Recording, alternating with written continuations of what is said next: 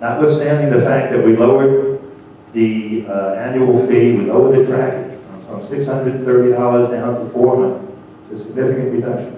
We lowered the annual fee and the season fees. In spite of all of that, we saw another drop in prepaid sign-ups, both annual and seasonal. Okay? At the same time, we reduced the daily fee rates. Okay? We happen to be seeing an increase, even though we reduced the rates, we're seeing an increase in revenue. January of this year versus January of last year, I believe we're up some $4,000, which is about a 15% increase. So we got the increase in daily fee, and in the analysis, it looks like, I just sent something off to the board the other day, that the daily fee revenue, quite honestly, is the only revenue stream that's growing. Everything else is declining. So I left a message to the board saying, somebody's got to look at it. Somebody's going to have to do something with it, because you're right. That golf course is growing substantially, and somehow we got to find ways to fix it. Okay, just to add on to that, my numbers showed $66,000 change in the Valley Crest contract against budget, not $80,000. When I looked at this budget, we had in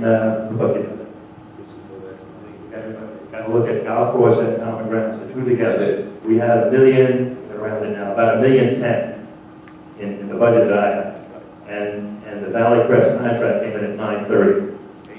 So it's $80,000 difference for the year.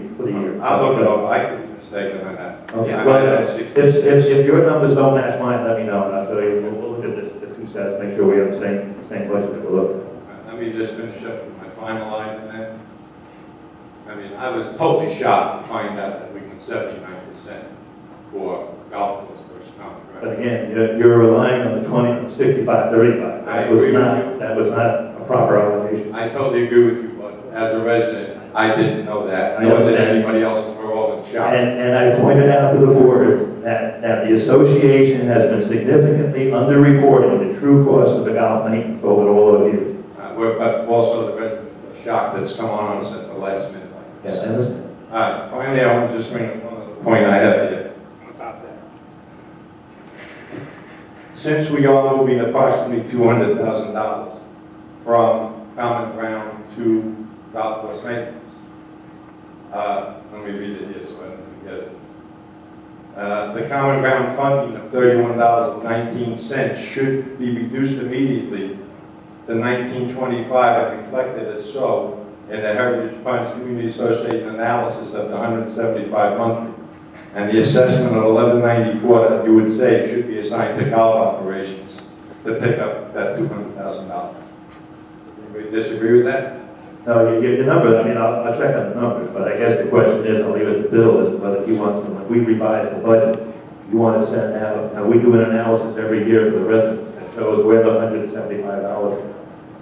That's what Tim was talking about. Yeah, it will be re-reflected, and that's also done. Bill's here, who was the chair. I don't see Russ in the Finance Committee. We do that every year in the Finance Committee. Every year in the Finance Committee, we look at the assessment and how it's allocated. And Lou has been doing the course, right, Bill, for the last 3 years. He pretty much took it, Lou. But we do it, we go over to the Finance Committee, and we put this out. We do this, another time we do it is right before we're getting ready to do a new budget, to make sure that we're going to reflect our expenses accurately. So it will be done again. Okay. And just the final note to you, I'm showing that golf, with these adjustments, is going to come up probably $80,000 short for the year. And that's if we meet the pay-as-you-go things we're talking about. And I'm also requesting that there's an adjustment to the golf fund from the $175 to reflect coverage of that loss. But you can't, it's great if you think in the middle of February that we're going to lose $80,000 by the end of December, but I'm not willing to subscribe to that. We've never done that. Since I've been here, we had a $100,000 profit my first year, $200 my second, and $300 my third.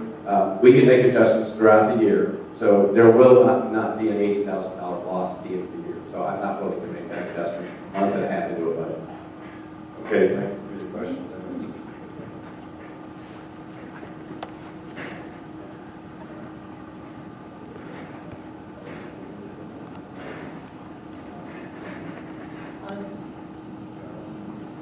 Hello?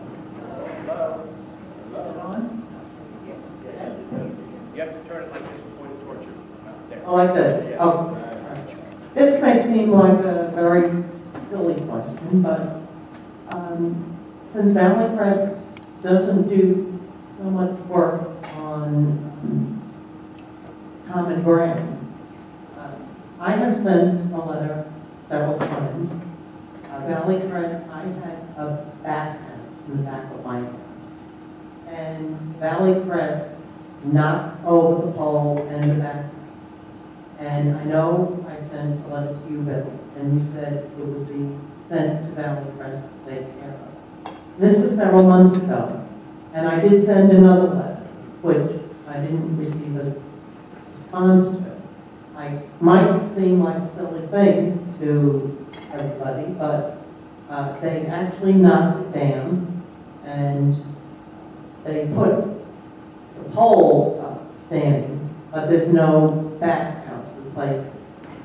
And this has been several months. And so it seems like they're really not doing much on common ground. Right. Before you leave, just if you would leave your name and address at the front desk. Herb Elliott builds the bad house. He has not. He's been had different things going on, and he hasn't built any bird houses or bad houses for quite some time. But that's who builds it, not Valley Crest. So if you leave your name and address, I promise you, I do resident issues on Thursday, and I promise you this Thursday, I will come by your house with Tommy Land. I'll try to get a hold of her. I'll go look at the pole's still there, still in good shape, and I'll, at the very minimum, I will call you and let you know what the time frame is going to be of getting the bad house back. And I apologize for not, very rare that I don't get back. Okay, thank you very much. Yes, sir. Item number 6 on the agenda deals with the utilization. The meeting was just held at noon. Is there a recommendation going forward? Is it public this time? Yes, it is. The community made the utilization committee was made their meeting today and had formalized a recommendation. And Bob and Val are going to bring it to the board and release it to the board for a vote on Wednesday. But yes, they've done. And I tell you, I want to commend them because I think they did an excellent job. They were very, very fair and very, very comprehensive. They considered all angles and all repercussions. Can you give us an indication at this time what the recommendation is? No, I can't. It's not my committee. It's a board committee. And Bob, it's going to be revealed at the Wednesday meeting, correct? Do you guys have And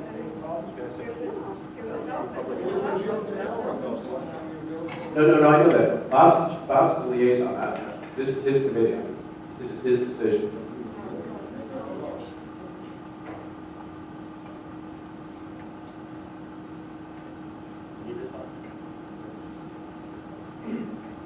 I'll give you the Reader's Digest version rather than go to the whole presentation.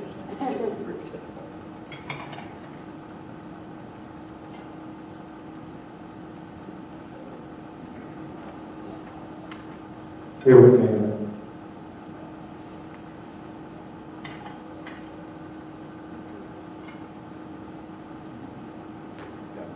We looked at 3 options. First option was no outside events. Clubhouse would only be used by residents, and we wouldn't have any outside guys booking events on weekends or any time during the week. The second option was to allow events, but we would impose some restrictions, conditions, and caveats on management if they were to do outside events. And the third one was continue as we're going now, no constraints. Just open up the house and let it be available to anyone who wants to use it. With no outside events, the advantages of doing that, clubhouse can be used at any time by the residents. We wouldn't be locked out of any of the rooms, like the restaurant, the Magnolia room. There'd be less wear and tear on clubhouse installations. Security concerns that a lot of the residents and some of the committee members had would be eliminated or mitigated. We would have more availability of the clubhouse for our resident events on the weekends. The disadvantage of that was it has a negative impact on the staff. It would impact their earnings. It would reduce the number of hours that they would be working, and that would have another impact on the benefits. Revenues would decrease. Possibility of assessments increasing to offset the losses in the revenue. Possible increase in menu prices for food and resident events. And we lose marketing too. Because people come in here to see the clubhouse, maybe in the second or the third, or they can recommend to their friends that they should purchase a home again. And resident functions would not be profitable. Right now we have some resident functions that are because they're offset by the revenues we receive with the outside events. Events with restrictions, conditions, and caveats. Pros, revenues from outside events would help offset food and beverage loss. It may help the event assessment increases. Usage of the facility would be controlled.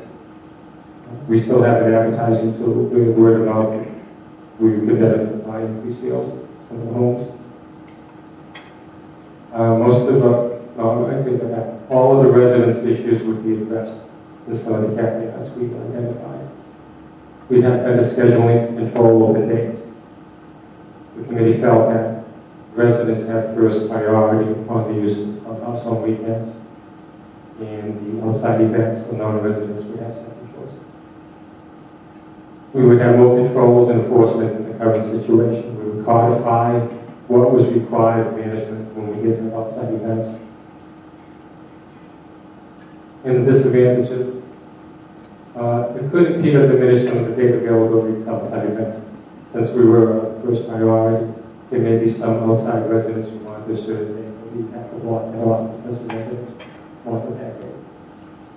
With no constraints, just hang a sign up that, hey, we're open, and we take all the